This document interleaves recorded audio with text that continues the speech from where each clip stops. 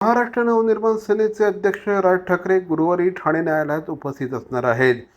एका सभेमध्ये त्यांना तलवार देण्यात आली होती, त्यांनी ती हवेत उंचावली होती। या प्रकरणी मनसे अध्यक्ष राज ठाकरे, अविनाश जाधव आणि रवींद्र मोरे यांच्यासह इतर पदाधिकाऱ्यांच्या विरोधात नौपाडा पोलीस ठाण्यात गुन्हा दाखल करण्यात आला होता।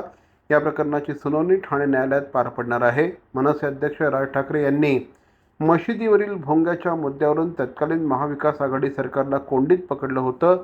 मशिदीवरील भोंग्यांचा त्रास नागरिकांना होत असल्याचं मनसेचं म्हणणं होतं। काही ठिकाणी मनसेच्या नेत्यांनी, पदाधिकाऱ्यांनी मशिदीवरील भोंग्यांविरोधात आंदोलन देखील केलं होतं। त्यामुळे महाविकास आघाडी आणि मनसेमध्ये वादाचे प्रसंग निर्माण झाले होते। दोन्ही बाजूकडून आरोप प्रत्यारोपांच्या फैरी झडल्या होत्या।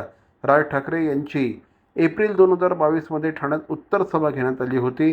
ठाण्यातील गडकरी रंगायतन येथील चौकात पार पडलेल्या या उत्तर सभेमध्ये राज ठाकरे यांचं व्यासपीठावर आगमन झाल्यानंतर मनसे पदाधिकाऱ्यांनी ठाकरे यांना तलवार भेट दिली होती। ही तलवार त्यांनी म्यानातून काढून उंचावली होती। या संदर्भात हा गुन्हा दाखल करण्यात आला होता। भवानी ज्वेलर्स ठाणे, पारंपरिक आणि आधुनिक दागिन्यांचा अप्रतिम संगम।